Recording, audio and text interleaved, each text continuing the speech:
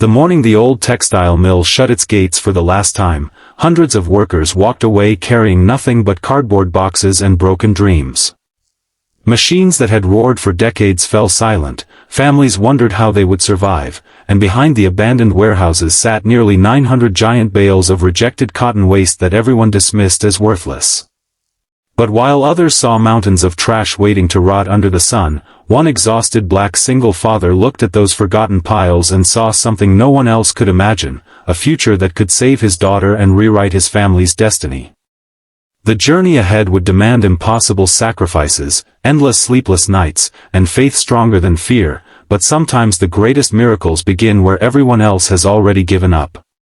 Before we continue, if you believe kindness, hard work, and second chances can change lives, please take a moment to like this video, leave a comment telling us where you're watching from, share this story with someone who needs hope today, and subscribe to Heartline Stories.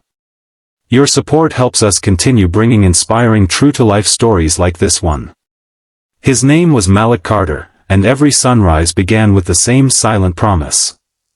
Before the world awakened, he carefully packed lunch for his 8-year-old daughter, Nia, braided her hair as best as he could after watching countless online tutorials, and walked her to school wearing the warmest smile he could manage, even though his own heart carried the unbearable weight of uncertainty.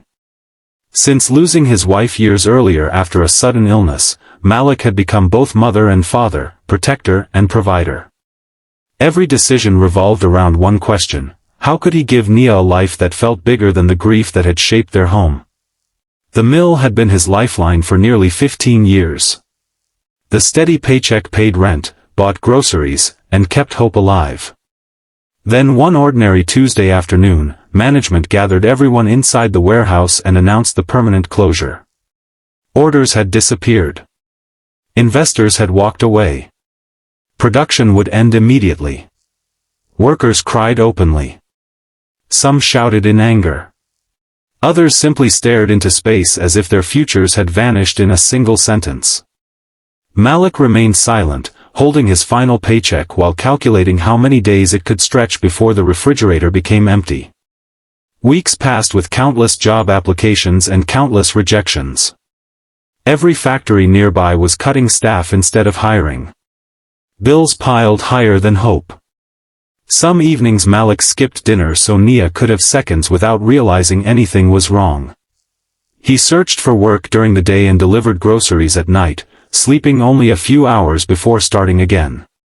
Yet every drive home took him past the abandoned textile mill, where enormous stacks of rejected cotton waste remained untouched behind rusting fences. People laughed whenever they mentioned those bales. They called them garbage. Worthless leftovers. Expensive trash nobody wanted. But one afternoon Malik noticed something different. An elderly maintenance worker explained that the cotton had only been rejected because of inconsistent fiber lengths, not because it was unusable. Those words lingered in Malik's mind long after he drove away. He spent nights researching recycled cotton products at the public library while Nia quietly colored pictures beside him. He discovered growing demand for eco-friendly stuffing used in pet beds, cushions, insulation, handmade crafts, and sustainable home products. Suddenly, those forgotten bales looked less like waste and more like untapped opportunity. With almost no savings left, Malik borrowed a tiny amount from a community credit union and convinced the mill owners to sell him a few rejected bales at an unbelievably low price simply to clear storage space. Friends thought he had lost his mind. Neighbors questioned why anyone would spend precious money buying trash. Even relatives advised him to stop chasing impossible dreams and find any available job instead.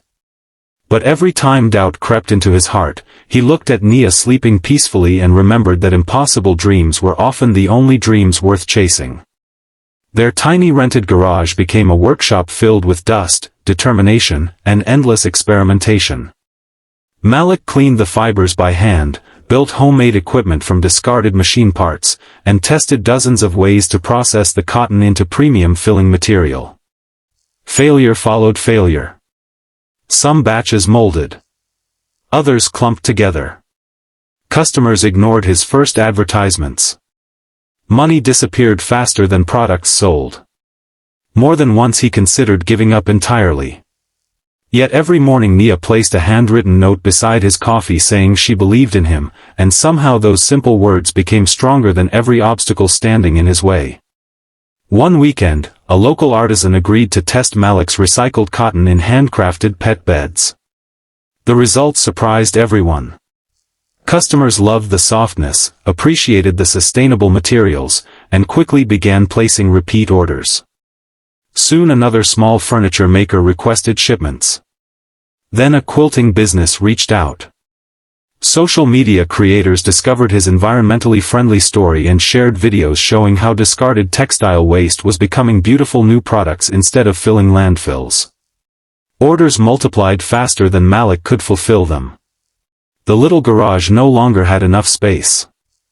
Malik hired 2 former mill workers who had also struggled to find employment. Months later he hired 5 more. Then 10. Every paycheck he signed reminded him of the hopeless faces he'd seen on the day the mill closed. He wasn't simply building a business anymore. He was rebuilding a community that had nearly been forgotten. As demand exploded, Malik negotiated to purchase the remaining rejected bales that everyone once mocked. Those original 900 bales of waste became the foundation of a growing company known for quality, sustainability, and compassion. Customers sometimes waited weeks for deliveries because production couldn't keep up with demand. Ironically, the material people once refused to touch now had a waiting list stretching across multiple states. The same warehouses that symbolized failure had become symbols of renewal. Years later, reporters asked Malik what the secret to his success had been. They expected complicated business strategies or financial advice. Instead, he spoke about his daughter. He explained that desperation had forced him to notice opportunities invisible to comfortable people. Love had given him endurance when logic demanded surrender. Every achievement traced back to one little girl who believed her father could turn broken things into beautiful beginnings. One bright afternoon, Malik stood beside Nia outside the newly renovated production facility where dozens of employees worked with pride. Children laughed during a community celebration while former mill workers smiled with tears in their eyes. The abandoned place that once echoed with loss now overflowed with hope. Nia quietly slipped her hand into her father's and whispered that her mother would have been proud.